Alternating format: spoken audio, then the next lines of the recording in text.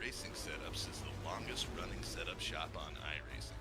Our monthly subscription options start as low as $20 a month. We offer setups for dirt oval, asphalt oval, and road racing, covering a wide range of cars and skill levels. Built and tested by top-tier sim racers, this isn't just a business, it's a community of competitive drivers. If you want to better your iRacing experience, head over to PremierRacingSetups.com today. And remember, if you don't get one, you're going to chase one. Good evening, race fans, and welcome to the show. Tonight we got a good one here. It is the race replay of the Nashville Superspeedway race. Here we got cars heading to the grid, getting things ready to rock and roll. So why don't we head down trackside and go through tonight's starting lineup here tonight.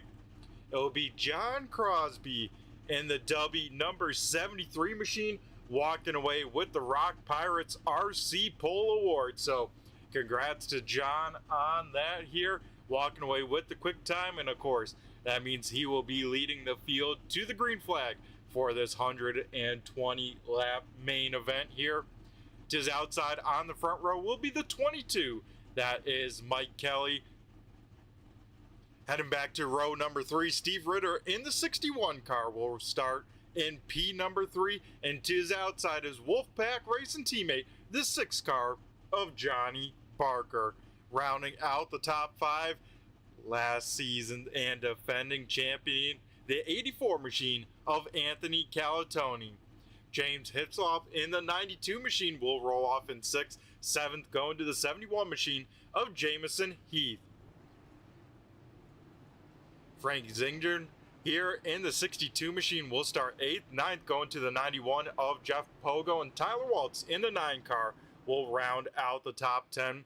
Starting 11th will be Grant Humphrey, Dylan Hinton rolling off 12th. 13th will be Mason Hall, 14th going to Todd Perot. Scott Simley rolling off in P number 15, Nick Barton in 16th. 17th going to Chris Progar. 18th is Rob Lowell. Tyler Humphrey will start 19th, 20th going to Brandon Guerin in the 1 car. Arabia Caton will start 21st, 22nd going to Brandon Hinn. Michael Wolf will start in 23rd. 24th will be Scott Drost here. And then the final few starters here, Joe Hudson rolling off 25th. Nate Brooker in 26th. Jim Ott 27th. And Ron Holyfield will round out the 28 car field for tonight. iRacing pace car here down and off the racing surface. So now we wait for the green flag to fall here as a 73 machine of John Crosby on the loud pedal. We go green flag racing here at Nashville Superspeedway. Crosby able to get a great start there, get by himself heading into turn number 1. So it's going to be heads up side by side racing for P number 2 as Ritter will try and stay to the inside of Mike Kelly. Kelly, though, going to have the momentum get clear for a moment. Not going to cover off the 61 machine, so those two might be side by side, but I believe Kelly will probably get clear down the front straightaway. Yes, he will. And back right behind them, Calatoni and Johnny Barker here side by side on the speedway. So this is currently a battle for the 4th position here as everyone trying to get their race car underneath a concrete racetrack. A lot of braking here, high speeds down the straightaways. I mean, we see speeds almost 180 miles an hour. Then these cars have to whoa up below 125 to make the corner. So it is very, very tough. And I tell you what, it's going to keep these drivers on their toes. It's going to really benefit if you don't overdrive a corner, because that's where you can get into problems in a hurry here tonight at Nashville Superspeedway. Deeper in the field here, 1 car way up the racetrack. That was the 1 car of Brandon Guerin, so he's able to merge back in, but it looks like all the way back in about 24th. But maybe he's keeping his foot on as he sends it to the top side 3 wide here. So maybe the 1 car here trying to get up some track position. As yeah, it seems like he is trying to keep that thing rocking and rolling at least through 3 and 4 that time around. We can see further on up here, most of the field single file, but deeper on like we see right here, cars 2, almost 3 wide out here tonight. So like we all know, track position matters a lot here with these race cars. Keeping clean air on the nose of these race cars, of course, very, very important, as we see the top 5 already doing that, getting themselves sorted out. Now here's the first battle for position on the speedway, now back in about the 7th position, let's say, as it looks like the 9 machine of Tyler Waltz here trying to get around the 71 machine, and it looks like he will be able to do just that. Now here comes the 62 machine of Frank Zingren as well, as 33 machine Scott Simley already inside of the top 10. He is up 5 positions in these first now 6 or so laps, 5 completed laps that is.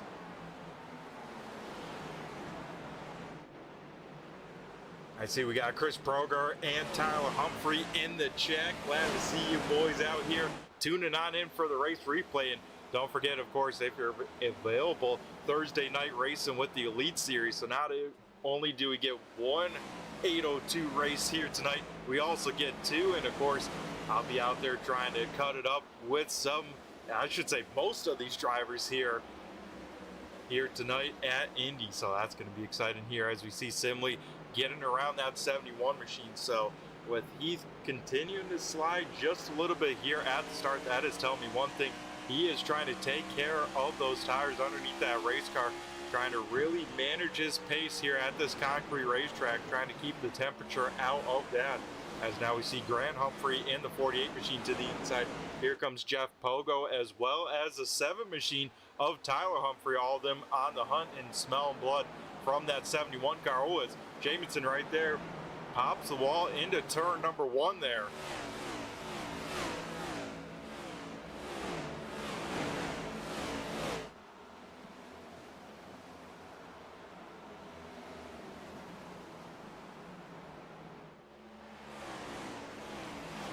Yeah, I tell you what, if there's one thing that I can consistently get wrong, it's a driver's last name. And I just like to say, you know what, it might be just become their nickname. But yeah, Jamison Heath here, once again, bouncing it off the wall there as Tyler Humphrey will go on by.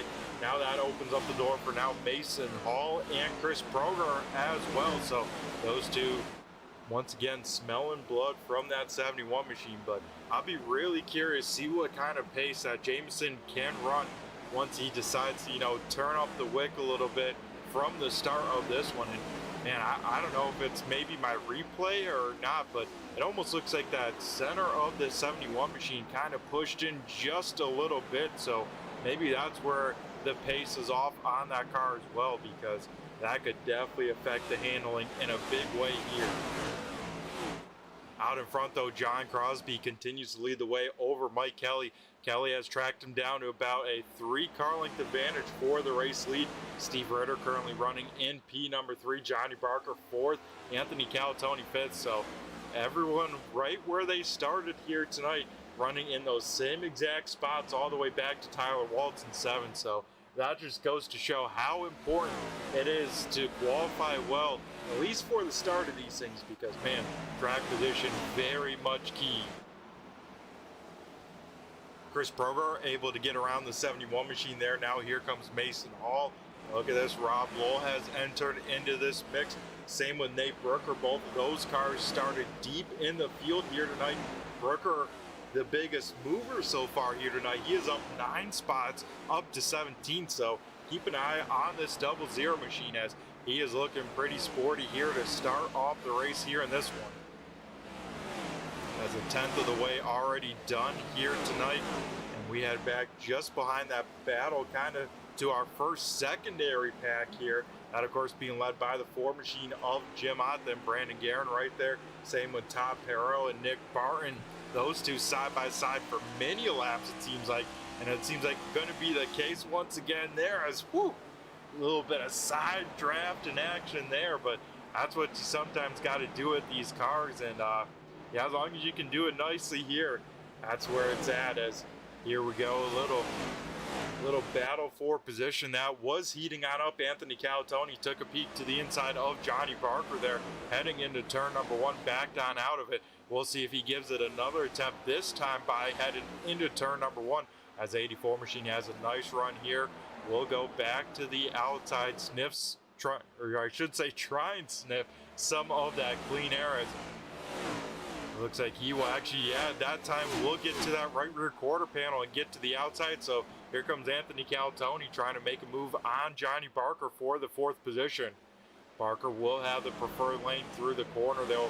That shorter distance always helpful, especially at a track like it is here tonight, where it is so dependent on how you enter into the corner, whether the angle you take down into the corner, how much brake you're using, and how well you can get that race car woed on up.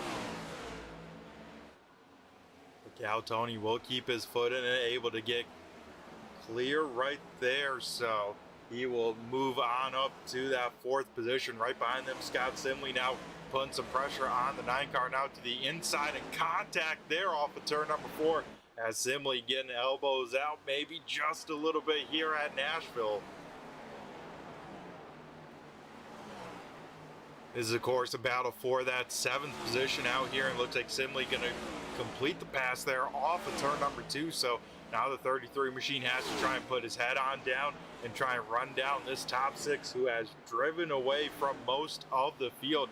That, of course, can all change with one caution here. That could bunch everyone back up. As we take a look here, Grant Humphrey trying to work to the outside of Frank Zington, as well as Tyler Humphrey right there waiting in the wings, probably going to choose more shading towards his teammate, hoping that the 48 car can get on by the 62, leave a gap on the top side for him. But there, Tyler just a little bit loose off corner exit, so that is something these drivers going to have to keep in mind too, is hey, there could be a lot of throttle application with a lot of wheeling, and these cars, man, they are tough to hang on to when that is the case. And that's what it's going to be like as these tires continue to wear, get less and less grip, be harder to drive on. So it's going to come down to who can really take care of these tires, keep the temperature out of them. As, man, Tyler Humphrey, power move there, able to get on by, though I think got into turn number 1 a little bit too hot, and you can see right there,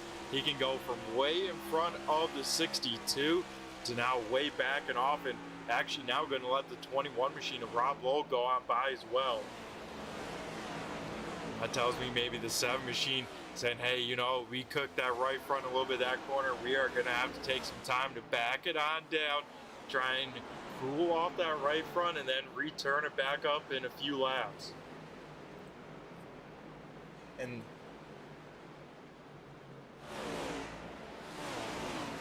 that's always a sign, you know, of a pretty disciplined driver, let's say, is if they can, you know, realize that, rein it back in. That's always a good sign here, as we see Jamison Heath now working over Chris Progar. It looks like the 71 able to get on by, so looks like Heath has slipped to about 15th position, so right around half of the pack is, oh, Chris Progar way sideways there. Not sure if he got into the back there of the 71 Machine or just got on the binders to not get into the back of him there, but a big moment for the 11 Machine, and a heck of a save by Chris there, as he keeps that car facing in the right direction and can survive to race another time here. Well, kind of our biggest moment of the race so far with that here, so we'll keep an eye here. Like I said, top 5, no real changes. Everyone's still running their own race, about 3 to 4 car lengths between one another, so they are continuing to try and run that pace throughout the field, though. Everyone kind of simmering on down for a moment, taking it easy here.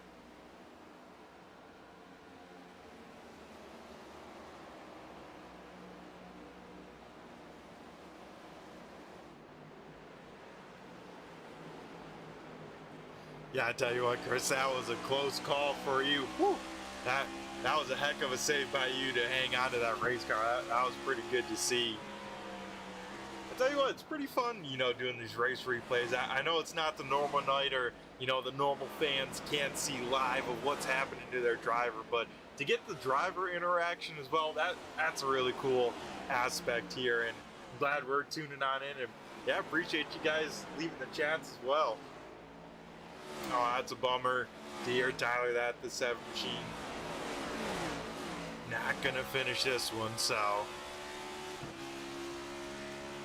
as we continue to look through the field here, we see Joe Hudson here trying to make a move on the 82 machine of Dylan Hinton. So 81 of Hinton up top, 23 machine of Joe Hudson.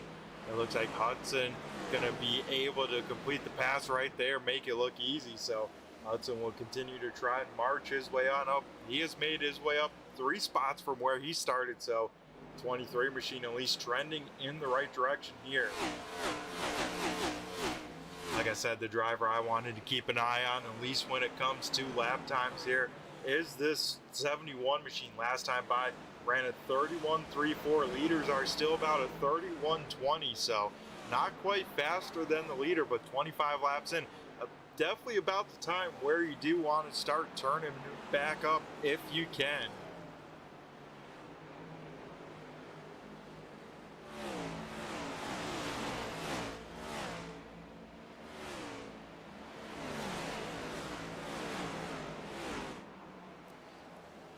And here's what Tyler Humphrey was chatting about in the chat here. 7 machine pulling it on down here on lap 26. And oh man, bad night gone worse. That definitely will do it to the end. Luckily on the apron, so we stay under the green flag conditions. But yeah, it seems like a tough night there for the 7 machine, as he was making his way up through the field almost inside of that top 10 there by the end of it.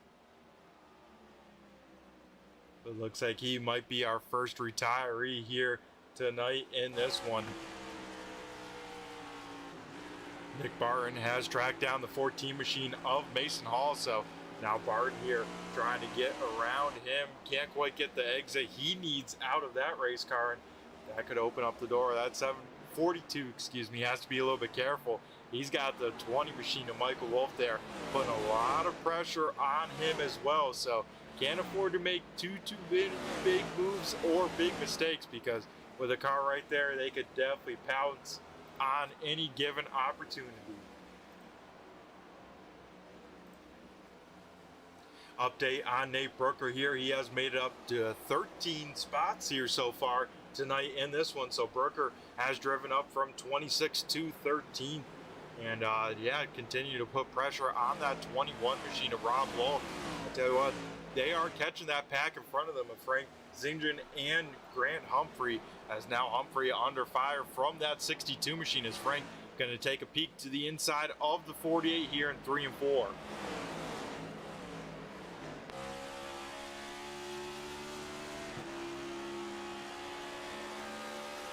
Oh dang, Tyler, that stinks to hear that. Yeah, you got called into work there, and yeah, definitely a close call there. Luckily for you, able to keep it underneath you there, and luckily it happened on the apron for you, right? But whew, that sucks, because it seemed like you had some pretty good speed out here tonight. I mean, we can see from the other Humphrey here inside of the top 10 now. The 48 also looking pretty sporty.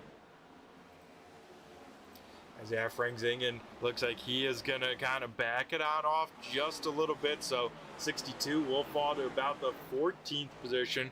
And now we'll see what the 21, the 00, and the 71, like I said, he's going to be the real interesting one to keep an eye on. See what kind of pace this car has.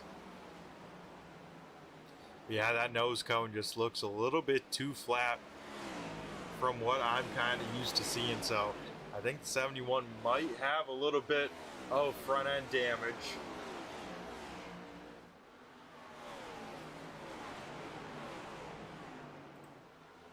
Up towards the front though, no changes up here, as John Crosby has led all. Going to be now 31 laps completed here tonight.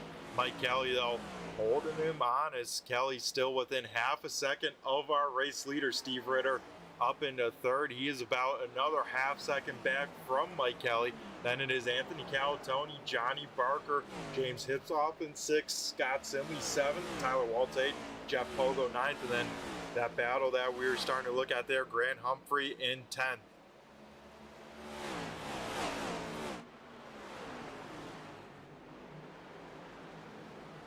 Things starting to heat up a little bit deeper in the field here as we start to get a little bit of a three-car battle here as Dylan Hinn, Todd Perro, and Brandon Hinn starting to duke it on up here for position. This is, of course, a battle for about 22nd or so. So we'll see how this shakes on up between these three. As just when we go to it, the classic broadcaster, you know, everyone sorts themselves out in a hurry. So we'll see if they decide to turn it back up here in a little bit. As I say, that 5 car now to the inside of Top Perro. So those two going to go side by side here down the back straightaway.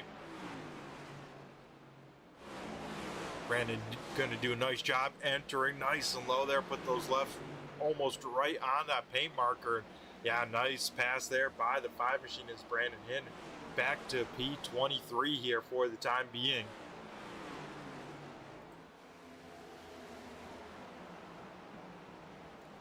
Things starting to heat on up though, because now Jeff Pogo in the 97, Grant Humphrey in the 48, Rob Lowell as well as Nate Brooker. They have all now recaught this 9 car of Tyler Waltz. So we'll keep an eye on this as Waltz going to have a line of hungry racers right behind him. And we'll have to see how this 9 car can hold on up, because right there we even saw he's starting to get a little bit loose. Maybe he's starting to get a little bit of temperature, let's say, in that right rear tire here.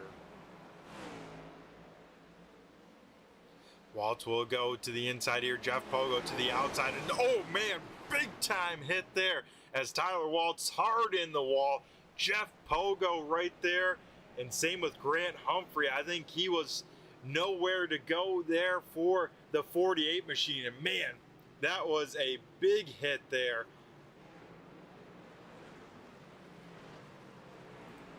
So we get our first caution here of the evening, and man, I tell you what, for sure the 48 machine of Grant Humphrey going to have some damage there.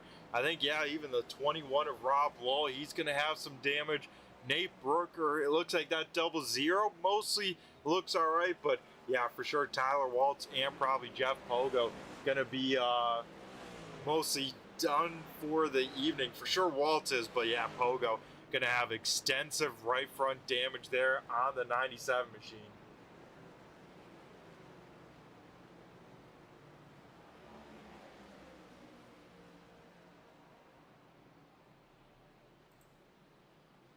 Alrighty, looks like our first caution coming out on lap 36 or so, and it's going to be a busy pit road, as this will now allow the first opportunity for drivers to take tires. And with it about the quarter mark, it's about that right time to take that first set of tires. So John Crosby going to lead pretty much a full field down to pit road here, and we'll see how he can see if the 73 will win the race off of pit road. As here we go, service being done. Looks like 2 cars going to stay out on the racing surface, both Nate Brooker and Joe Hudson. So I believe Brooker going to get a lap led when it's all said and done, but it's going to be Crosby first off of pit road, then Mike Kelly, Steve Ritter, Anthony Calatoni, and then I think James Hislop actually jumped a spot and beat Johnny Barker off of pit road there.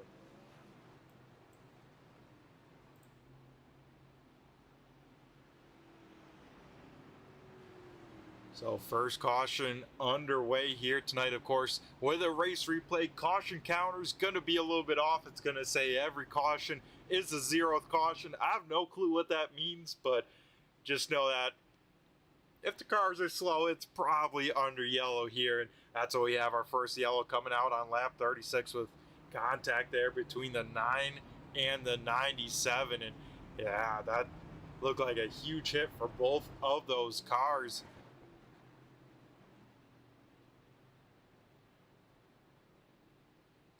And it looks like, yeah, both Joe Hudson and Nate Brooker are going to stay out on the racing surface and say, you know what, we want an extra set of tires here. We'll see what kind of pace these two can run, because lights are out on the pace car. We are going green next time by. So it's going to be a front row of old tires of Nate Brooker and Joe Hudson.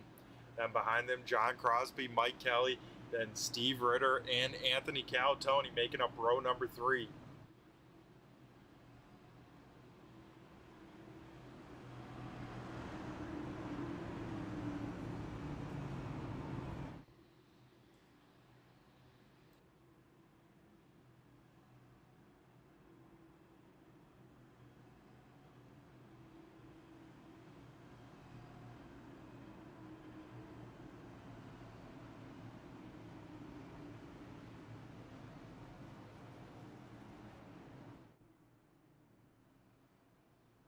Alrighty, so here we go. First restart of the night. And it'll probably leave about an 80 lap sprint to the end of this one. Still a lot of time left in this one, but we'll see how the old tires fare here as Nate Brooker going to lead the field back to green flag here. 00 will go right in the middle of the restart zone. No wheel spin from the old tires as here we go. We head back to some green flag racing here in this one as, man, John Crosby quickly back to the point as Brooker and Hudson both going to try and put those cars as high up on the racetrack as they can.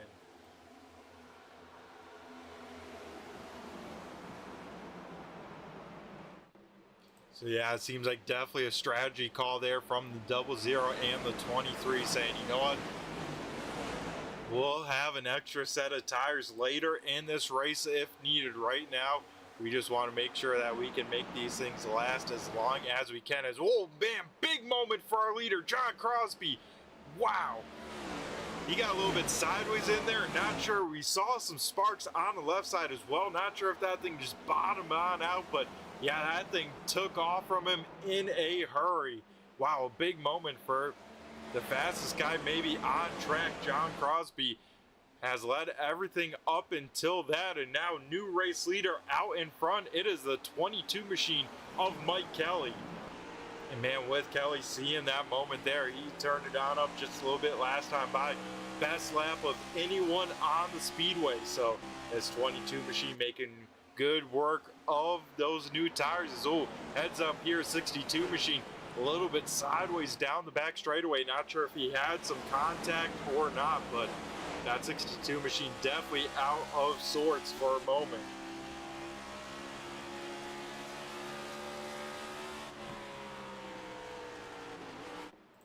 John Crosby looks like taking that 73 machine to pit road. His night probably going to be done and over it. So he'll join Tyler Waltz and Jeff Pogo being now, I think, about 3 cars out of this one. With the pit stops coming on in and shaking things on up, we got some new players inside of the top 10. Brandon Guerin now in the 1 car. He is up to 9th. And how about this, Michael Wolf in the 20 machine? He has now driven his way up into the top 10 as well. Mason Hall sits right there behind it. Nate Brooker just trying to hang on to any sort of spot that he can. As it looks like he might lose another spot here now to the 82 machine of Dylan Hinton.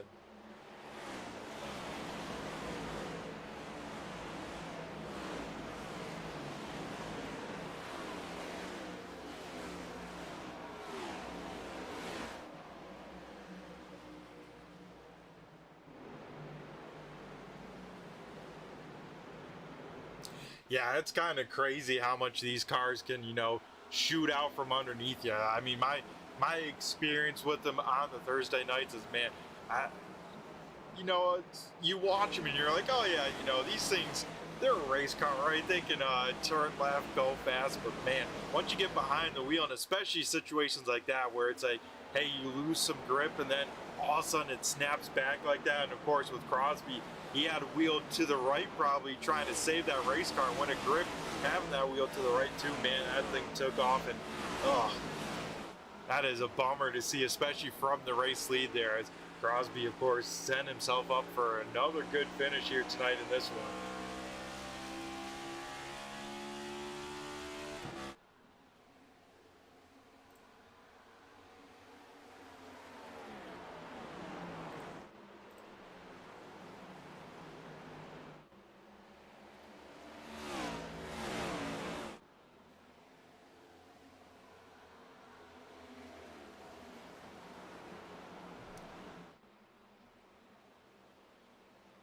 Yeah, I could believe that. We'll definitely do it here is these wide tires. And yeah, the lack of sidewall, man. I wish we could undo that change. You know, the single lug's cooled off, but man, I wish we could have some sidewall back here. I think we might have a co-commentator here tonight at some point. And yeah, I think he is here. So we also have the driver of the 21 machine, Rob. Whoa, Rob, how you doing here tonight? Hey, Brett, how are you? Doing pretty well. Man, we're doing pretty good. Watching this race replay out here tonight at Nashville, and you know, up to lap 48 here, and it seems like this 21 machine, once again, man, trying to battle through the pack here. It seems like yet another run for you. Yeah, I didn't do myself any favors in qualifying. Just overdrove it, screwed up both laps, and then as you guys saw, we drove up I think 12th, 11th maybe, and walls and kind of throttled up a little bit early and drove up in a Pogo and caused a little bit of a jingle there, and myself and Gray Humphrey got involved along with Jeff and Walls, and had to go in and get, I had like a minute 30 damage, had to get that fixed, and just started working my way back up to the field here. You can be really fast this place trying to work the field. You're forced to burn up your right front a little bit, so as you go a lot longer in the race, it gets harder and harder, you know, so it is what it is. It makes racing fun to have the battle. Yeah, and here tonight, I mean, especially this racetrack, pretty unique when it comes to, you know, the kind of style you have to race, because it's almost like a blown up short track, right? With the straightaways speeds being so kind of large, and then, you know, you got to woe down the car so much for each and every corner. Yeah, I struggled here all week, and my teammate Johnny Barker was really, really good, and we practiced, I don't know, Thursday night, again Saturday, and then Sunday morning, him and I jumped on, and him and I were laughing like a couple of seasons ago. I owned this place. I was so good here, and I couldn't get out of my own way. And Johnny jumped in my car and watched, and he's like, "Hey," he's like, "what I noticed is you're driving it in, and you're using a lot of brake early, and then letting it roll to center." And he goes, "You kind of got to change it up. You kind of got to just kind of trail brake early, and then get harder on the brakes, more early apex. Try that," and I did. And before that, he was killing me. Like, we'd run a 20 lap run, my tires would be in the low 70s, even in the mid 80s, and I did what he told me, and all of a sudden I'm right there with my tire wear and speed. So the track was different than it was in April when we were here at the end of season 6. The track temperature's up because, you know, the race date's July, but in the sim. But I don't know if it was one of the updates we've had since then or what, but the track was just, you drove it totally different, and it made for some great racing. There was comers and goers throughout the race. So yeah, because I mean, we even saw that in kind of the first stage, let's say, of drivers really kind of taking it easy and then kind of turning it on up as, we get looks like our second caution here tonight, as Dylan Hinton here stopped off at turn number 2. You were able to just get by this 81 machine. But yeah, I mean, when it comes to this place, it seems like it's just very, very tough. I mean, one of the biggest moments so far in the race, we saw the leader, John Crosby, just, you know, get in there just maybe a smidge too hot, and, you know, it takes him out of the race, let's say. yeah, you can get in too hot.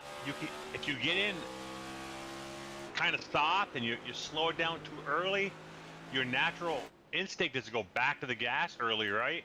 And when you do that, then all of a sudden the car's tail happy, loose up off.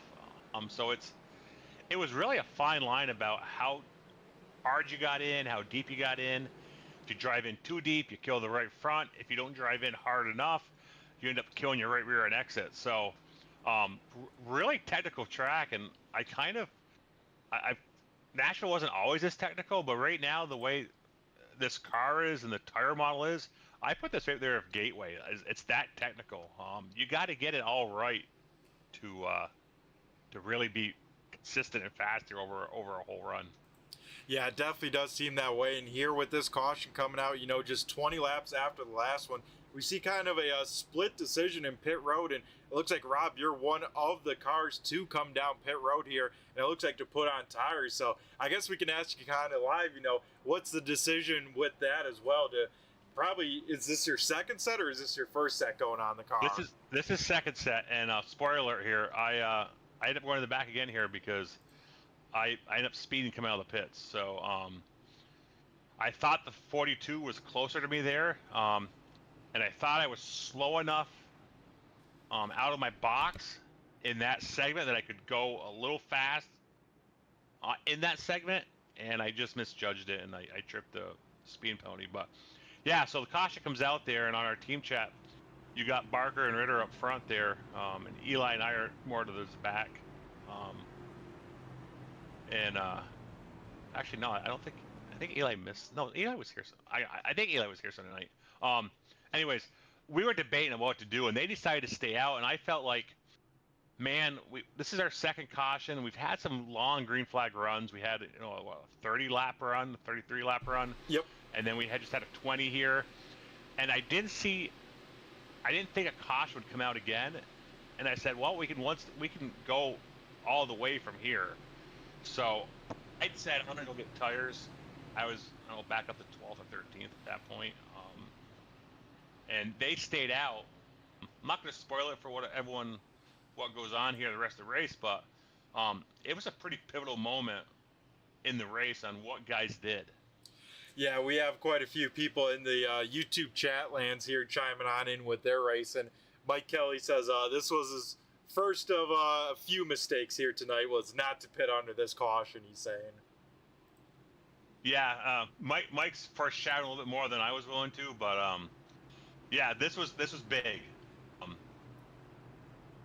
Yeah, but I feel like this series on Sunday night is getting back to our. We started out the season, we had a bunch of new guys, learning each other.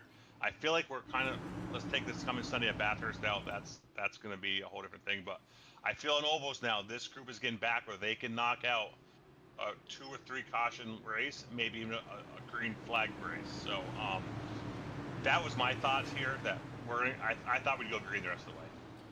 Yeah, and I mean, like you said, Rob, this group has definitely done it many of times before, and we've definitely seen it, and almost come to expect it at most nights as we see them getting back to green here. Mike Kelly, once again, seems like that bottom side is where you want to be for sure on the start as he gets clear of Cal, Tony, and everyone trying to race back to that position, because it seems like here tonight, track position, a big factor when it's all said and done as well. Yeah, I think early on in a run, first 20, 25 laps, you're probably going to restart at the bottom. Personally, if I'm 25 laps into a run or later, as I'm the leader, I'm going to pick the outside.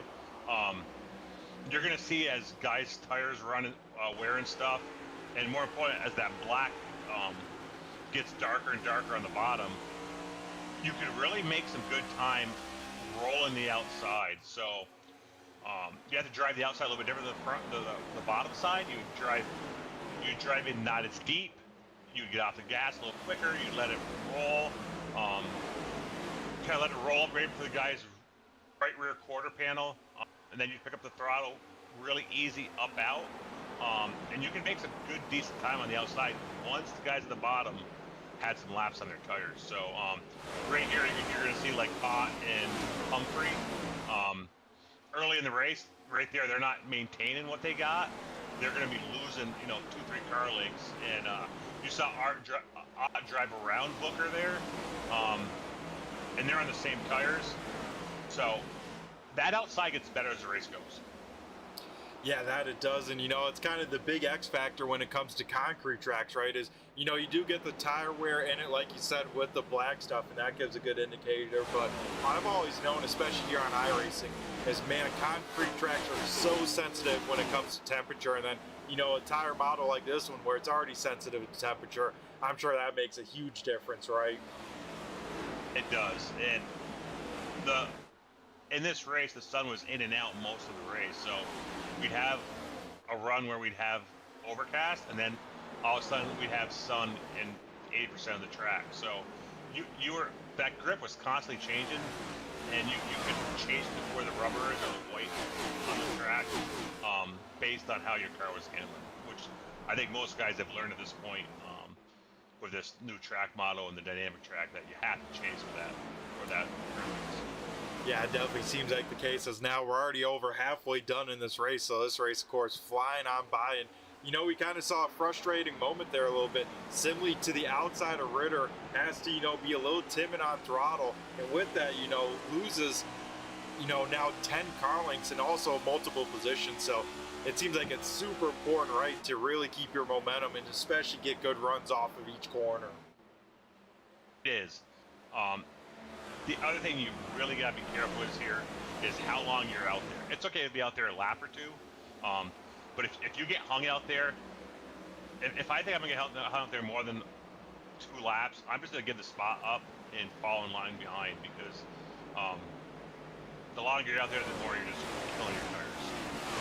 Yeah, that definitely seems to be the case here, as we see Nate Brooker and Chris Progar here once again side by side. Progar trying to make that outside lane work. We saw him on the restart work that bottom side. Now switching it on up, going to the outside of the racetrack here, and kind of keeping the 0-0 honest for the time being, as it looks like Brooker finally able to complete the pass. But yeah, like you said, Rob, sun in and out here, that's another X factor, right? That everyone's judging on the fly behind the wheel. Yeah, and the other thing that I think some of the guys are still chasing and learning here is, about 3 weeks ago, we made the decision we're just going to set the race date in the sim as whatever the date the race is in real life. So, like the Elite Series tonight, the date in the sim is going to be July 23rd. So iRacing is going to set the forecast based on what the average weather is in that area on this date historically. So we've seen some warmer tracks the last 2-3 weeks, and I think that's also making for better racing. So you're seeing some familiar names up front. You're seeing some guys that we haven't seen up front start to race up front more. I think they just got a better grip on hot, slippery tracks. Yeah, I tell you what, that's the thing when it comes to racing in the summer months here, even on iRacing, right? It's going to produce usually hotter racetracks, and I always love way back in the day when you guys went to the kind of the realistic weather, let's say, because it forces drivers to really adapt and not go out there and hot lap one particular setting. It really shows who can really drive a race car with changing conditions, right? Absolutely, and that's the reason we did it. We knew there was guys that were going out and practicing the exact weather conditions, track conditions that we raced in, and it was showing up on Sundays. This way, you practice a week the test session. It's close, but every time you load a test session, it regenerates the weather. And when the race session launches on Sunday, it regenerates it again. So you're looking at a window when you look at it in the sim during the week. It'll give you a window of what you're going to be at, but no one knows the exact what it's going to be until the sim launches. So I think we launched at 105 degrees in practice. I think in late practice it was down like 99, and then qualifying launches I think it was like 101, 102, and then during the race we were anywhere from 105 back down to like 97 depending on the weather. So all that is really great. It's dynamic. It changes. And I think it's making for a lot better racing. Yeah, I would agree with that here. It's like you said, we see a lot more comers and goers throughout a race here, as we see a group of cars get around Michael Wolf there. Rob, you of course included Jim and Chris Progar, so you guys starting to march on up with about 50 to go. It's probably is starting to get close to that go time of trying to get every spot that you can from here on out, because like we always say, hey, it could go green to the end. It could, and you're right. It was go time, and I think you see myself, Nate. We pushed really hard, and I know I hurt my right front more than I wanted to, but at this point, it's got that green flag feel, and you're going, okay. I know the top 4. I know there's 4 guys out there: Kelly, Tony, Brewer, and Parker. They didn't fit. They got to fit. So you're just subtracting 4 from your running position anytime. So right now I'm 11th. In my mind, I'm going, okay, I'm 11th. I know if it stays green, I'm going to be 7th at the end of the race. I don't pass anyone else. So you're doing the math there, but you're also looking at the delta to the guys that have taken tires. So, the 92 is taking tires here, and I'm looking at, I'm 4 seconds behind him, 3 seconds behind him. I got to make that up sometime. I know he was decent on the first run because he was behind me. So you're trying to push hard enough to make time up, but not hard enough to burn your stuff up. And I can tell you personally, I pushed too hard right here, and I burnt my stuff up. The other thing is there's some guys out there when you get to them, you run them down from a second after seconds back, and they don't look at hey, this guy's 2 or 3 tenths a lap faster than me. And they hold you up for 4 or 5 laps, races side by side. You clear them, they swap you back over. they just haven't figured out when they do that yet that they're killing their tires, they're killing your tires, they're hurting themselves more than you because you're already faster than them, but they're just burning their stuff up trying to keep you behind them instead of, hey, maybe I give up one spot, but it pays me back in 20 laps that I don't burn my stuff up and 4 more guys get by me because I raced the car trying to hold one guy down. So we were all there in our iRacing journey. I know I was 3 years ago. And the more you race, the more you make the mistakes. Guys will learn that. But I think something we all did. I'm sure you went through that stage in your racing, Brett, where you didn't realize that, hey, when I try to hold off someone that's 2-3 tenths faster, I'm just killing myself. What are you talking about, Rob? I do that on Thursday nights. No, you don't. Yeah. I have heard you camp and say, hey, I'll give you the bottom here. I know you're faster, so. Oh, yeah. Yeah, it definitely comes with, it's all about looking at the big picture, right? And looking at it, hey, is it worth battling this guy at this time? And, like you said, Robin, it's a good way to put it. We're all doing these calculations in our head, whether it's time to a certain gap, time to a certain car, and, trying to run that thing down. And I tell you what, right now in this run, I'm pretty impressed with the top 3 as well, though. They're on the old tires and still haven't lost the top 3 with it, so that's kind of surprising to see, though. Like you said, James Hisloff on the best tires running in 4th, Johnny Barker in 5th, still on those old tires as well. Yeah, and Johnny, I can tell you a little inside baseball story here. Johnny gave some spots up. He gave a spot to his lip, I guess. And then Steve's like, I'm going to fight him because I don't think we're going to lose a lot. And Steve was right, and Johnny was like, oh boy, I wish I didn't give him the spot up. And it was the same thing here back in April. You got to a certain lap time, and the tires plateaued until you got your wear down like 25-30%. And when that happened, you were in trouble. So the tires held really well, but when you got to a certain tire wear, then they dropped off a cliff. And I don't think any of these guys up front ever got to the point where their tires got to the cliff. Yeah, exactly, because I'm seeing lap times still faster than, what they were in the first 30 laps. And we saw John Crosby kind of doing like 31 ones, and last time by, Mike Kelly's still in the 31 O's. So not only are they on old tires, but maybe with the tires, the fuel in the cars, as well as, of course, the sun on the track too. Times are almost picking up a little bit through the long run by almost a tenth as well. Well, they're going to pick up, because if I remember right, Mike is down in the 30.8s, still like lap 90, lap 100. He gets back down in the 8s, if I remember correctly. So, believe me, I got race laps up. I'm watching. I can see the top 5. I can see the 3 guys ahead of me and the 3 guys behind me, and I'm watching all that. And I'm hoping to see those guys drop off the cliff up there, and they never did. Yeah, it does seem like that, but man, heck of a battle here going on between Frank Zington, Nate Brooker, as well as Jamison Heath as well. I mean, they're putting on a great show. Oh, just as I say that, Frank into the grass, he will do a little lawn mowing, I guess, keep that car rolling, though. Luckily, no caution out for that, but a big moment there. And we've seen it a few times, a few cars starting to step out late in a run, and you think that's just the right combination with the wrong air on the car, with maybe a little bit of tire heat in that car as well? Yeah, I think these cars are so susceptible to packing air, that, and I think, like you saw Frank get loose there, he had a guy ran his left rear right there, looking at him, so that is probably that. You also, like I said, guys that are back in the corner up, you're going to see start to get looser as the run goes because they're picking the throttle up earlier. But yeah, Frank, I feel just probably got air packed on him there. Yeah, it definitely seemed like that. And hey, I got to give a shout out to a few drivers right on the top 10 or right around it.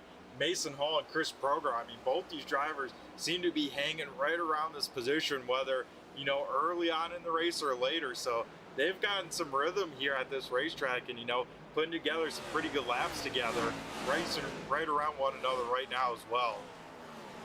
Yeah, I think both those guys went to school in the first 2 runs, because they're both on their second set of tires, right? So, yep. They had their initial 35 lap run, then they had that short 25 lap run until we took our second set.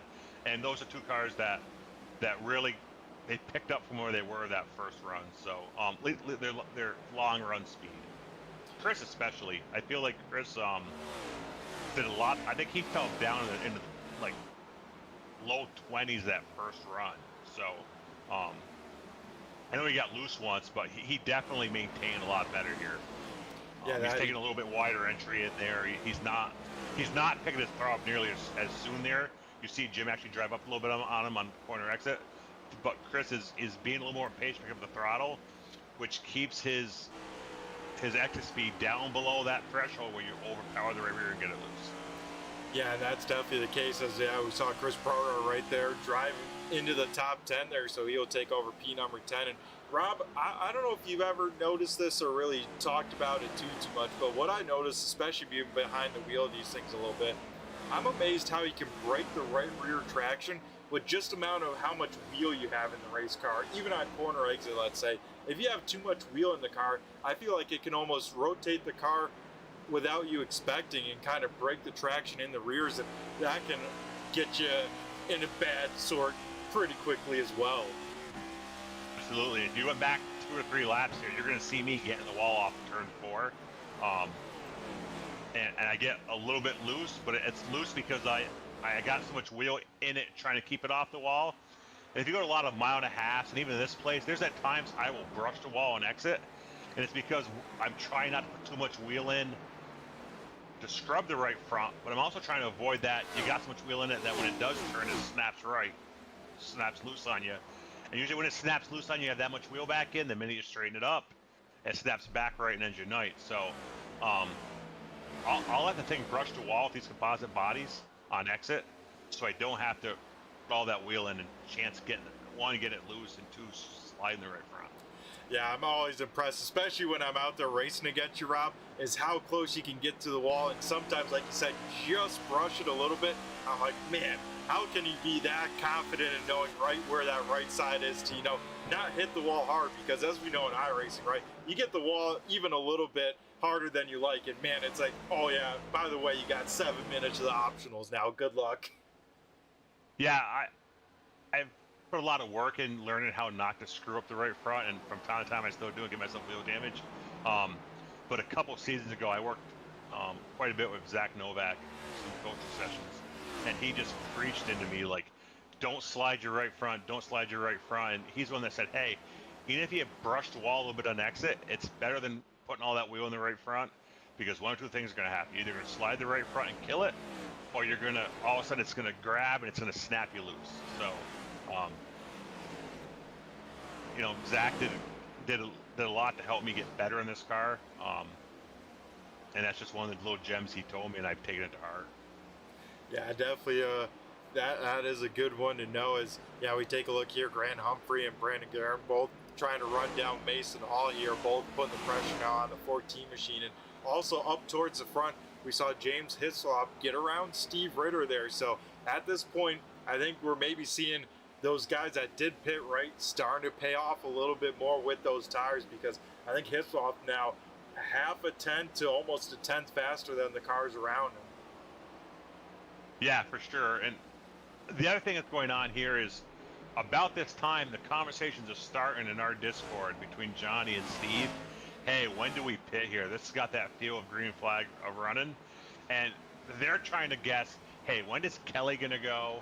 Because they're thinking points, right? Like, they know this stays green, they're out of the contention for a win. But they're thinking, hey, if I could jump 1 or 2 of these guys, that's more points at the end of the season that I'm going to have. So, it's amazing that even, when, crap, maybe we screwed up the race for the win here, but they're still thinking, when do I pit so I can jump the guys that I am racing on my strategy? So you always want to be the first car on your strategy. You hear that on Sundays all the time, and I'm telling you right now, Ritters and Barker are having that conversation, and you'll see how it turns out here pretty soon. Yeah, I tell you what, very important to be the first down pit road, but like North Wilkesboro, right, you mistime that and could get trapped laps down. That's kind of the one detriment, but yeah, a lot to be going on, especially late in this one, because now, we start to get close to the countdown clock, right? Inside about 30 laps to go.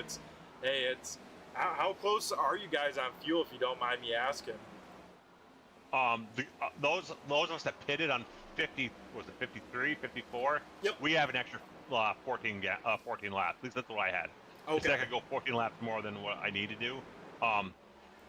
And these guys, they're gonna be about 10 laps short if it stays green. Yeah, and we see one taker already down on pit road here. Mason Hall, it looks like the 14 machine just outside of the top 10. He will roll down to pit road. And yeah, James Hipsoff now within half a second of Anthony Calatoni. So he has run down these top two that, you know, have stayed about even between one another, half a second, to about 3/4 of a second, the gap for the race lead. Yeah, I don't know if you have your telemetry up, but I think here Mike is still in the 8s, like 30.8s and stuff. Yeah, it looks like last time by he did a 31:04. We'll see what the 22 does this time around at the start-finish line. Looks like, yeah, 31:03 for the 22 as well. So maybe it was a little bit early, like in the 80s. He was back in the 30.8s. Yep. But that's still really good pace. And most of the guys in the field that have been racing in traffic are turning about that. You're watching the gaps here. The gaps are a little bit, pretty much maintaining. Actually, looks like Mike's about a 10th a lap better than me right now. But Mike's been out front, clean air, just, you know, being able to save his tires. And I know right now he's praying for a caution, you know. Yeah, and just to give you an idea, too, about how close lap times are. I mean, last time by, Mike Kelly did a 31:04.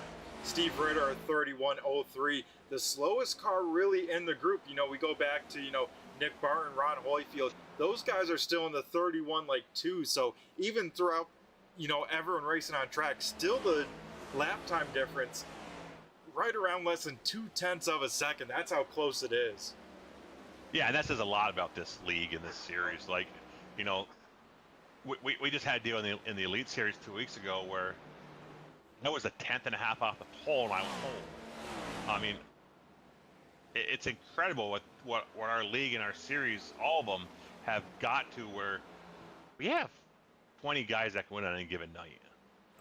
And what you're seeing here is you got guys that are, you know, these guys are pushing 65 laps on their tires, and they're still turning great lap times. So part of it's the track, but here you see Ritter's the first one. He's saying, okay, I'm going to try to jump you guys.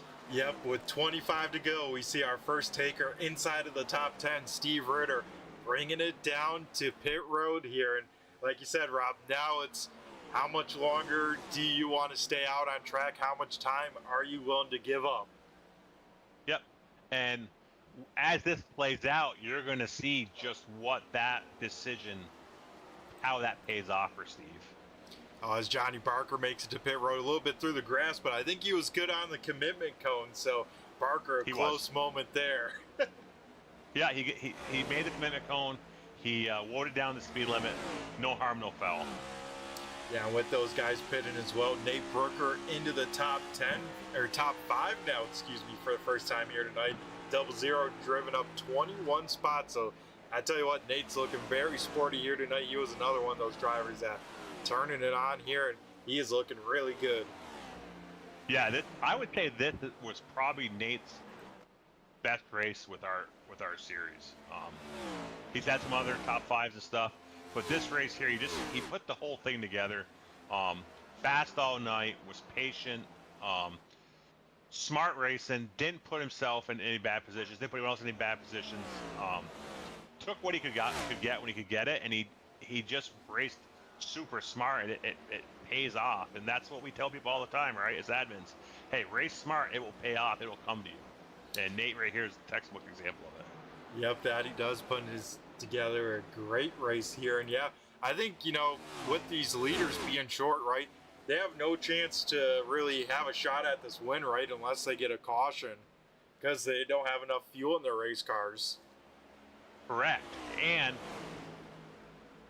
the other thing I'll say is, right now, if this stays green, Hislop's up almost, 2 seconds? 2.5 seconds I have over Simley, who is the next car on his strategy. So James has driven out here and got himself in a great position.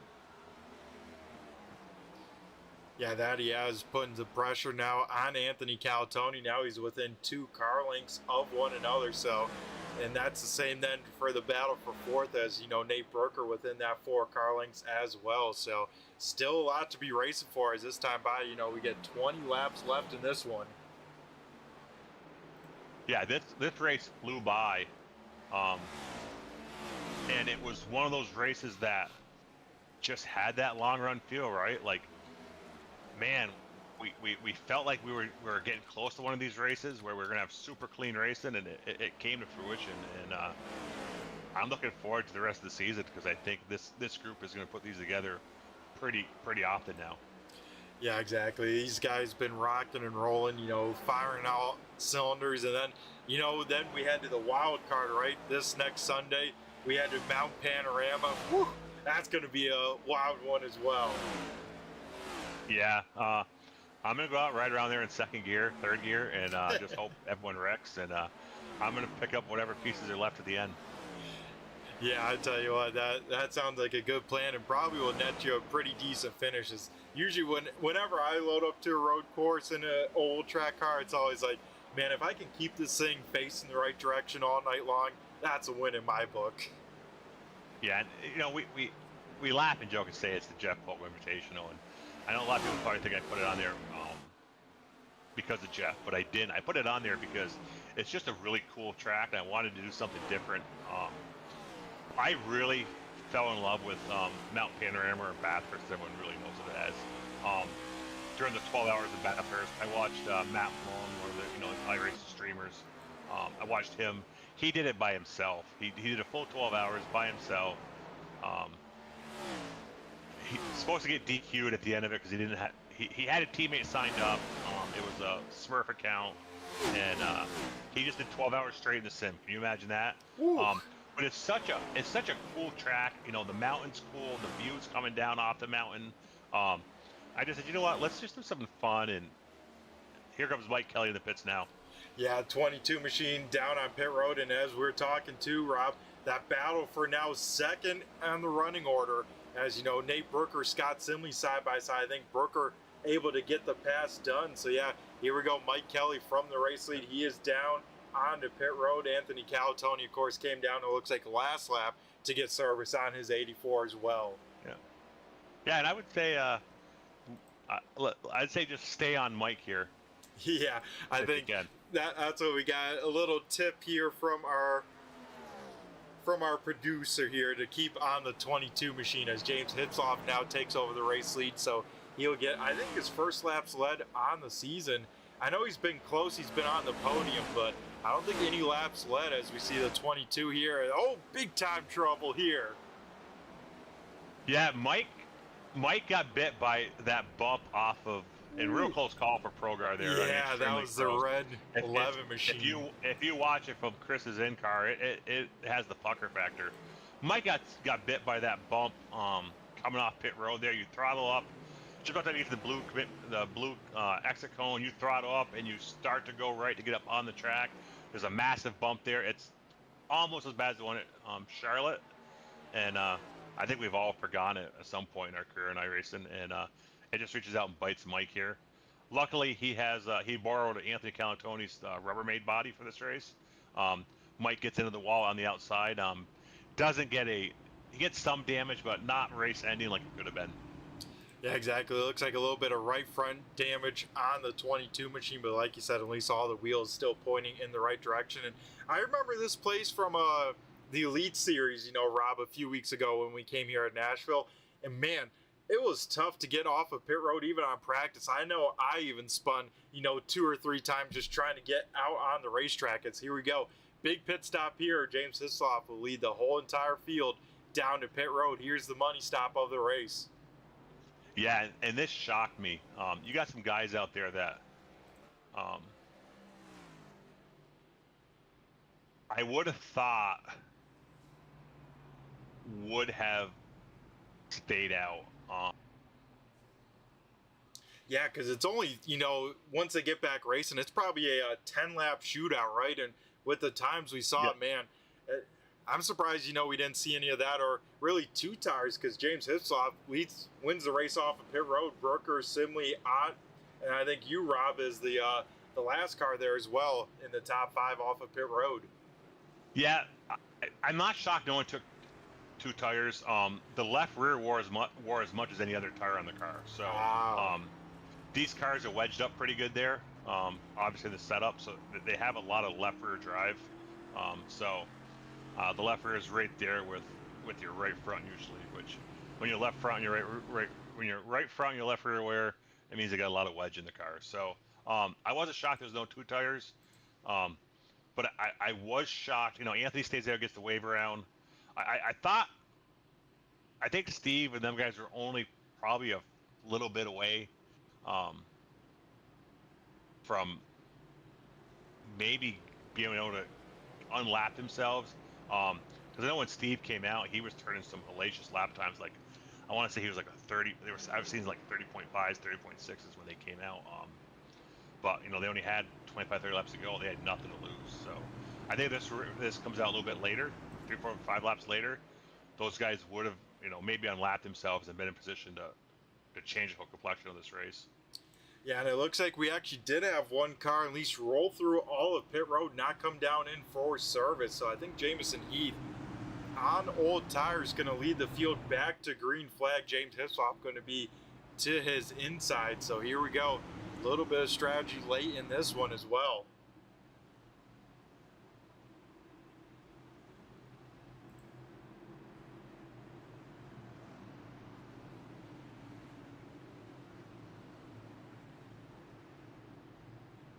So here we go. I believe third caution of the night here so far.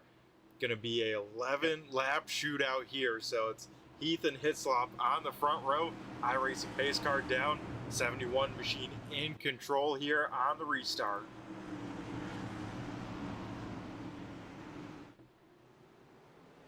So Heath down and away nicely. Jim on right away. Spit on out here right at the start. So Ott will try and get that car rolling, but it looks like we stay under the green flag, right, Rob?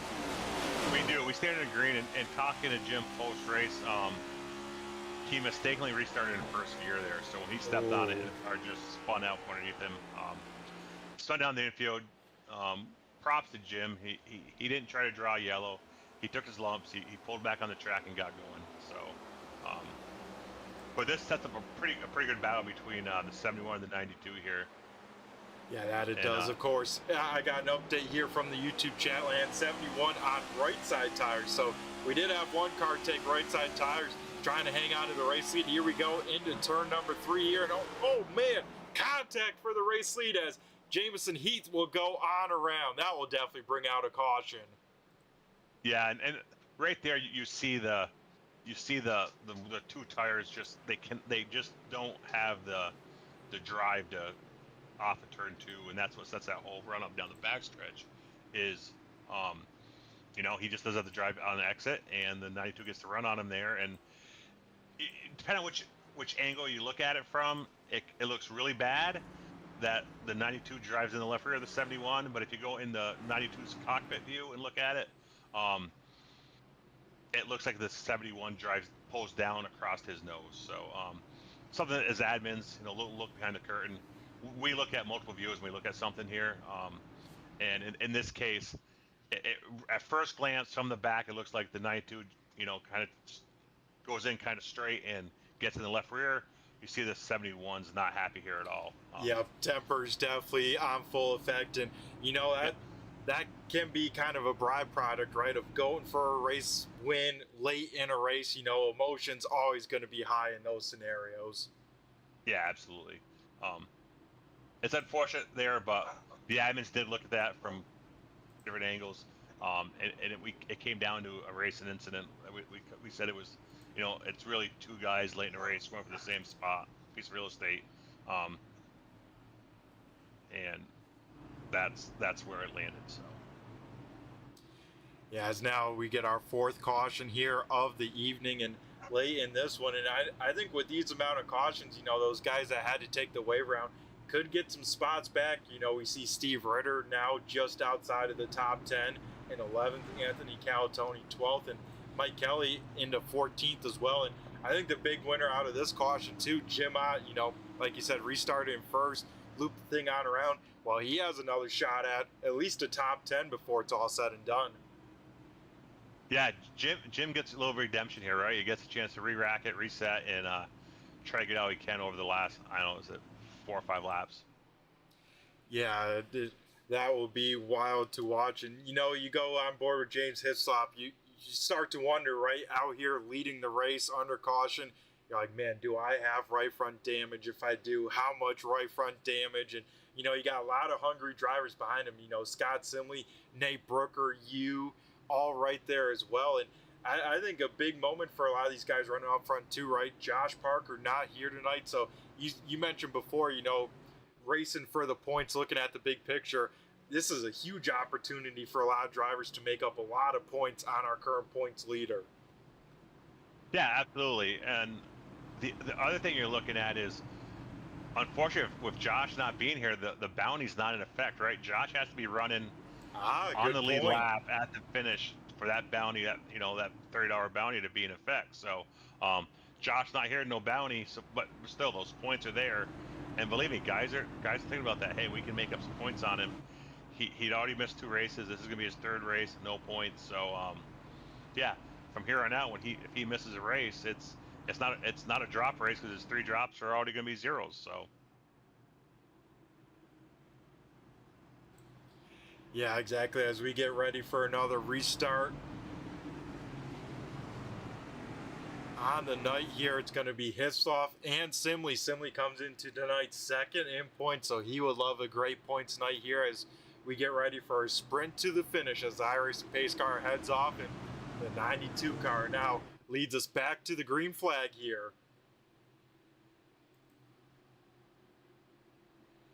Hislop going to go later in the box. He will, though, get a great start. Shootout out in front as the field gets back up to speed here. And now at this point, right, it's every position that you can get, you have to take, right? Absolutely. And you're at the point here now where you're not worried about saving your cars if you're on the outside. You're just going. You're going to see guys really drive in hard on the outside, use a lot of brake to roll it up in the middle, and then try to get back on the gas hard and make the car rotate. Oh, as we get contact here, Ford wide racing gone wrong as Mike Kelly, this time I think going to have a lot more damage on the 22 machine as the caution will come on out once again here late in this one. Yeah, you know, that's a byproduct. You got a guy that is in the back and he's trying to make up for a previous mistake, and everyone's back there just driving hard. And I mean, Jim doesn't get in there hot on purpose. You know, Mike's not trying to squeeze him down. That's just one of those deals where you know the guys involved. You know it's not intentional. You know it's just super hard racing. Unfortunately, this just continues what's been a horrible streak for Mike Kelly of getting caught up in things, you know, that either aren't his own making, or, you know, a small mistake in his part that just reaches out and bites him. So yeah, exactly. I think the thing that, I don't know if you can go back and look at it, but 2 very lucky drivers on when that yellow comes out.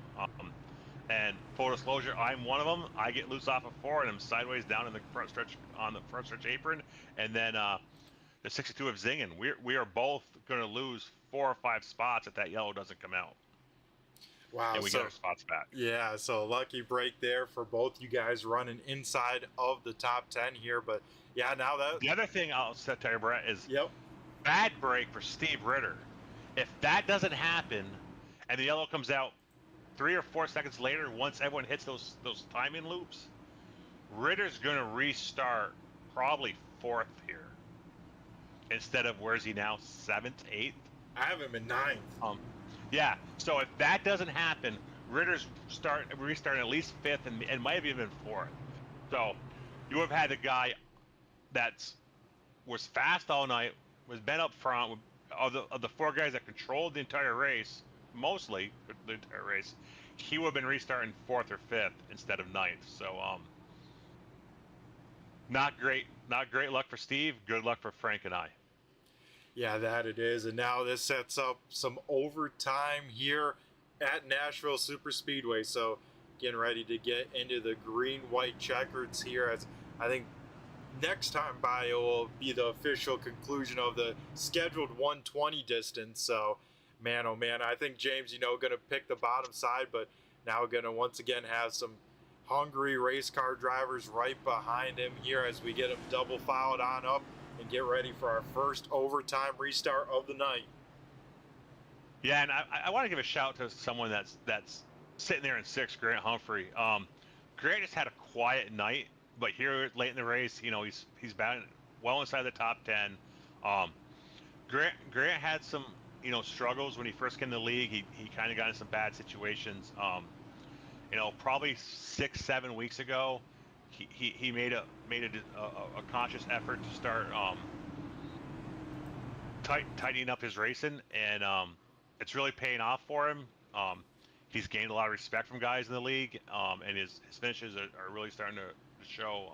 He's always been fast. He's always been racing up front, but now I think he's really starting to earn the respect of the guys he's racing around. So shouts out to Grant for the efforts he's put in since he's come over here at the end of last season.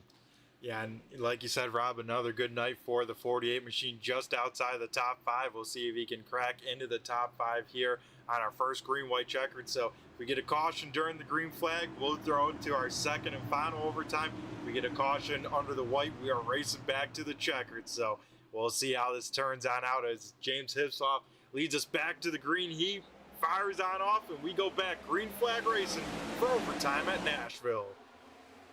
Yeah, here we are, 2 to go, and I'll tell you, my whole thoughts here is I want to get to the outside. If I can clear the 11, then I want to get to the outside, because my feeling is everyone's going to bottle up here. So you'll see me start looking at the outside.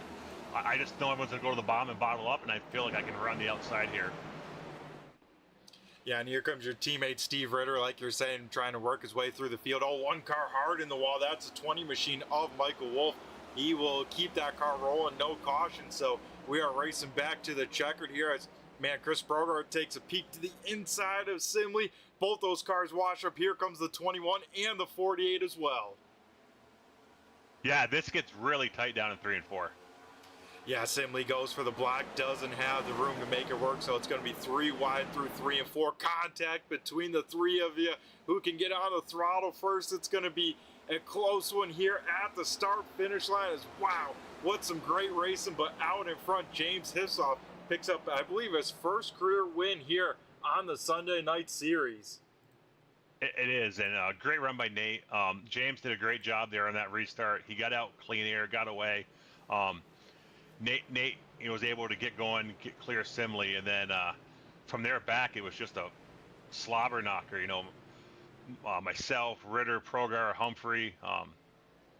It was just intense, and Humphrey gets in the back of Progar a little bit, and Progar gets loose. But I think honestly, Chris probably still would have gone up the track down in 3 and 4.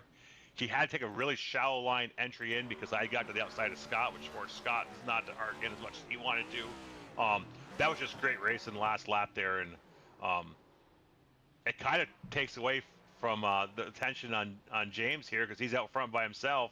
But that was the race that Nashville brings, especially in a green-white checker. You have stuff going on throughout the top 10. Yeah, that it is, and James did everything right for that restart to be out there by himself to see the white flag and the checkered. He did a fantastic restart there and got the job done. So 92 machine burning it on down on the front straightaway here. We're going to go let him celebrate, and then after that, we'll see if we can get a word with a few of the top 3 here with some Riptide Radio post-race show. Absolutely, and hoping they hop in the waiting booth here for us so we can get him in here. James has been one of those guys. He's very consistent. He's very clean. He has the respect of the guys in the league. I think we all knew this race win was coming eventually. It was just a matter of when and where. And I'm not surprised just at a place like Nashville. And the other thing it just reinforces is we hear it all the time on Sunday from Steve Letarte, right? You want to be the first guy on your strategy. Yep. And James did that from lap 53 on. He was the first guy that took tires at 53. He made sure he was the first guy in that strategy. If it stays green, he's going to win it. And then when we all come and take tires, Jameson takes 2. James is still the first guy on 4 tires, and it just pays off. Yeah, that it does. And I just let you know, we don't even need the commercial break because we got some drivers here from the race. And it looks like we already have our second place finisher here in the waiting booth. We can grab a word here with Nate Brooker in the 00 machine. Yeah, let's go ahead and get Nate in and have a chat with him. Alrighty, awesome stuff. Nate, do you got a copy? It's Brett the Jet and Rob here up in the booth. How you doing, guys? Yeah, loud and clear. Oh man, we're doing pretty good. And I tell you what, we were giving you some flowers here on the broadcast, rewatching Sunday night's race. Man, what a run you put together, and what clicked for you here tonight, because you were a rocket ship here. It was awesome to watch. Honestly, I came into this race with no big intentions. I haven't had many laps around here, so I wasn't feeling confident. But just pulling it back and taking my time, I noticed really saved on tire. And most of the time I was fighting with people, just relaxing, and I just found an opportunity, slid past, and caught up to the next guy and carried on. Yeah, Nate, you and I raced pretty much the entire night right around each other. Mm-hmm. That first run, you know, I got around you, and then you stayed right with me, hounded me all the way up. We both drove into the side of the top 10 there. Uh-huh. How did you find your car as the run went? Did it build tight? Did it build loose? Honestly, it was such a perfect run for me the whole night. I didn't struggle one time. Like the moment when you got in front of me, I know you're a fast guy. I know you're going to find the gaps and get through. And honestly, it saved me from having to figure it out. I just followed you through the field, and you know the car just sat really well for me through the entirety of my run. Yeah, did it surprise you there wasn't as much fall off as you see as most tracks as the run goes? Yeah. There was a time when I went to go pit, and last minute I decided not to, and I don't think it got caught in the broadcast, which was nice because it didn't give me any incidents, but I did get sideways coming out of the entry of pits before going in, and I even thought to myself like, oh, I probably should have gone in, but I like to try and save tires, so I run relaxed for the first half of the race, just feel it out, really take my time, and trying to save a set if I need it for the end is what I need to do. And when we started again, I did worry that my tires were worse off than they were. And I let the first 3 or 4 guys go, and then I just fell in line. And I think I just settled in like 10th or 11th, and I just flowed through from there. Like the fall off was not as dramatic as I was expecting it to be.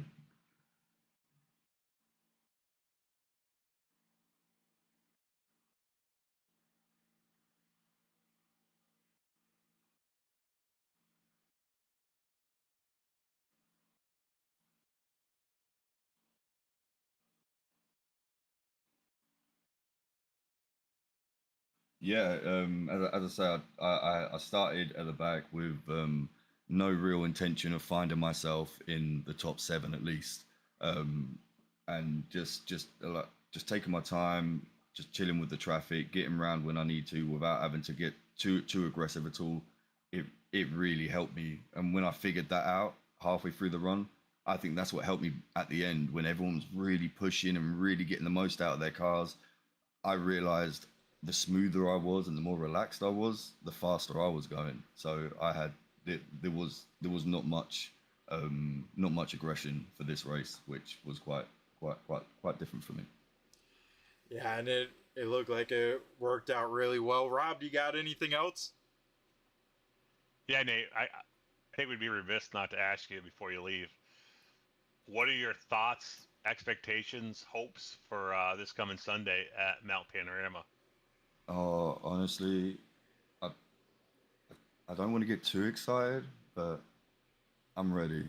Like road racing, you could probably tell from my accent, road racing is more of my theme than oval, and I really enjoy oval. So when we get the cup cars and the next gen cars and all the NASCARs really on roads, I excel. So I'm looking forward to it. I like to see where I come up to you guys, because this is a tough league. So I think it's going to be some you'll be real lapping competitive me. racing. We'll see. How many laps have you turned around there so far with the setup? I probably get a fuel run in every day as a minimum. Just going around, feeling the track out, finding the bumps, finding all the things that you don't want to find when you're racing. How did you find the setup? We went out and had McConey build this setup for us. How do you feel it is compared to a normal fixed setup for road racing? Yeah, it honestly, it's amazing. I am, without trying to give too much away, I'm not far off the GT3 lap times, and the tune that's been built for this car allows me to get there. Like that tune is impressive. That's good to hear. You've done a good job on that tune, man. I didn't do anything. I hired Jeff McConey and his team to build the setup, and they built it and sent it to us. And all I did was I plugged it in the sim. They did a really good job. So hats off to those guys, because those cars on that track it's like cheese and pudding. It's not meant to happen, but they figured it out, and it's the most fun experience I've had racing these types of cars on road so far. So I'm looking forward to it in the grid. Yeah, it should be an exciting one, Nate, and we look forward to seeing that 00 out there down south, down in Australia here this coming Sunday. And Nate, I always like to ask, especially first time talking with someone during a season, I always like to get what they're kind of racing with and that kind of insight. So Nate, what do you got these days for maybe wheels, pedals? What are you looking at? All that good stuff here. Oh man, I'm on the most basic shit, honestly. Sorry, I do apologize. I should not be saying the words of my people. Yeah, I've got what is this? This is a Thrustmaster T300, just with the T300 wheels, so nothing special. I haven't got any of the special springs or any of the cool things that all you guys are having, and maybe one day, but yeah, I dust this little baby off and get in the rig and run laps with you guys, running some amazing gear I've seen. Yeah, awesome stuff. And, I always like to say, people can spend, tons of money, just like real racing on stuff. And people can go out there, have the budget builds, and still have fun. And that's the end goal at the end of the day, right, Nate? It's go out here, have some fun, and try and go as fast as we can, right?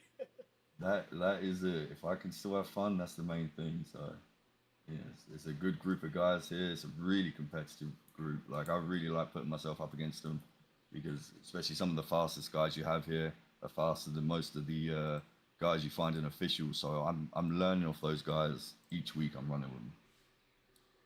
Yeah, I've actually I sometimes I go and I'll watch official splits that I'm not in, and like I've seen some of our guys that race with us, that are like 1,400 IR, and I'll hop in like an early Saturday morning or Sunday morning split, and I'll see one of our guys in there, and it's a single split where there's guys that are anywhere from 5,000 to 600 in it, and those guys that are 1,400 are beating guys that are 3,000, and it just says a lot about the league, like you said, that we have some guys here that are hitting way above their I rating. So, absolutely. I've always said that you race in a league that has a lot of good guys in it. It elevates your game, and it proves it. Yeah, so I'm looking forward to this weekend. It's gonna really throw a spanner out there for a lot of people, because it's not what you ever expect to see these cars running. So we're gonna have a good group of guys, and it's gonna be a fun time. Yeah, and we got some guys that are racing. We got Al Reed coming back. He's a former racer with us. He started with a bunch of us in Joe Sixpack. He was here for a little bit. Then he went over and ran some other leagues. He's a really good road racer. We got a guy that Steve Ritter works with. Just joined. Really good guy, Chance Griffith. Does some road racing. I'm interested to see how he goes in his first race with us. I think it's gonna be a really competitive race, and I think Steve Holmes, Jeff Pogo, those guys that road race all the time it's gonna be really good. And don't forget, our very own Brett Hahn is gonna be in there racing with us. The race will be No way. tape delayed, and Brett's gonna race with us, and giving him a. I'm not sure your road racing IR is, Brett, but you did get a waiver for this one to come out and have some fun with us for something to do. So Yeah, I'm definitely looking forward to racing with all you boys, especially turning right and left. You know, it's always cool to have it do something a little different, especially this combo. Like you're saying, Nate, you know, it's a totally unexpected combo, but man, once you get the flow right, it is a bunch of fun. It really is something, yeah. So it's going to be fun to see you out there, bro. Alrighty, well, awesome stuff here, Nate. Rob, any last other points or? No, just I'll get a shameless plug in here in about 40 minutes. We'll go live on Tricky Fast Broadcasting for the Thursday Night Elite Series. Nate, I'm not sure if you're racing tonight. I know it doesn't work great for you time-wise. So Hey, I thank you for coming out tonight. Yeah, no, I'm home right Awesome. now, so I'm making my paint and I'm getting ready for your race. Awesome. We're at Indy, so you know, I know Brett will be there and the usual cast of characters. So I'm gonna hop off here and get some dinner and before practice starts. But Brett, thanks for having me, and Nate, congratulations on second place. I know your first win of this series is just around the corner. Oh, it's getting closer each time. We'll see. Yeah, awesome stuff, Nate. I'm glad you could join us here, not on the normal night, but once again, man, always great talking to you and learning a little bit more about you. It's always cool to have. So, Nate, thanks again for chatting with us. And, yeah, keep up runs like this. I'm sure we'll be talking to you again here in the near future. Absolutely, guys. You have a great time. Thank you very much. Alrighty, awesome stuff. Well, Rob, any other closing statements or anything, or should we let you get some practice in before we head to Indy, like you said, in a few minutes here? No, I got nothing. Just thanks everyone for tuning in and watching tonight. And don't forget, do us a favor, smash the like button for Brett, the thumbs up, subscribe to the channel, share it on social media, do all you can to help out Turn 3 Racing Network. Boost their YouTube algorithm. And with that, I'm going to bow out, Brett. And thanks for all you do. Thanks for all Turn 3 does for us. And we're blessed to have you. Alrighty, thank you, Rob. Thanks for jumping in here, chatting with me, man. Nice run for you, a top 5 to end the night. And yeah, we'll catch you on track here, like you said, in a few minutes at Indy. So thanks again, Rob. And yeah, we'll trade some paint with you here in a little bit. Have a good night. Alrighty, awesome stuff. You too, Rob. That was the 21 machine of Rob Lowell coming in here, as well as Nate Brooker here jumping on in here. Thanks again to Nate for jumping on in here, chatting with us. Always a great time chatting with people and learning a little bit more, especially about their sim setups. As we found out, it seems like every Sunday, no two racer really has the same exact setup. So yeah, that would do it here for the race replay broadcast here at Nashville Super Speedway. And like Rob Lowell said, I believe I got the green light to actually pull out a race car next Sunday at Mount Panorama. So we'll be out there in the pack. So that'll mean, once again, a race replay broadcast. But don't fret, everyone, because in 2 weeks' time, we head back to Auto Club August 2nd. And that will, of course, be right on schedule on your Sunday nights at 7 o'clock. But yeah, here tonight, I'm actually going to go get ready and do some laps at Indy, because not only with the Elite Series do we broadcast, we also get to race. And with that racing, we're in the Elite Bracket Challenge in the finale, and hoping for that to go all well. So that will do it here for me tonight. We, of course, got to thank all you tuning on in here live. I appreciate, man, all the engagement in the YouTube chat land, all the drivers keeping me informed on what's going on the track. That was really cool to have. So thank you to all you guys. Thanks again to Rob and Nate for jumping on and chatting with us. Next time we broadcast, we'll try and get a word with James as well as Scott. Were the other two in the top 3. Actually, I realized I didn't even run through tonight's race results. So let's do that, as we, of course, got to thank our sponsors with the league. That, of course, being BG Graphix, Riptide Radio, GStone Motorsports, Admin Boxx, Stone, Chrysler, Dodge, Jeep, and Ram. as well as Rock Pirate RC. So let's head through tonight's race results and get things wrapped on up. As James Hitzop picks up his first career win, Nate Brooker will, I believe, bring home his best finish ever at a P2. Scott Simley will close up the gap to Josh Parker with a third place finish. Rob Lowe will bring it home in fourth, and Steve Ritter rounding out the top five. Chris Progar, oh so close to one. He will bring it home in sixth. Seventh going to Grant Humphrey. Anthony Calatoni will finish in eighth. Frank Zingen in ninth. Brandon Garan rounding out the top 10. Johnny Barker will bring it home 11th. Todd Perot going in 12th. Jim Ott will finish 13th. Brandon Hinton in 14th. Jameson Heath in 15th. Nick Barton will finish in 16th. 17th going to Ron Holyfield. Michael Wolf will finish in 18th as he had himself a pretty good run. Got caught up short on that last lap. Mason Hall will finish 19th. 20th going to Scott Drost. 21st is Mike Kelly. 22nd going to Jeff Pogo. Dylan Hinton 23rd. Joe Hudson in 24th. Arabia Caton 25th. John Crosby 26th. Tyler Waltz 27th. And Tyler Humphrey rounding out the 28-car field. So that'll do it here tonight from Nashville Super Speedway. Everyone take care, stay safe, and have a great rest of your week as well as weekend. And don't forget, if you're a fan of the 802 iRacing, be sure to tune in tonight. Freaky Fab's broadcast, I believe at 8 o'clock, as they get ready for their race. A lot of the same drivers, and of course me out there turning left with the boys as well. So we'll catch you there. Once again, I've been Brett the Jet in the booth, and I just flew by you. Have a good one. Premier Racing Setups is the longest running setup shop on iRacing.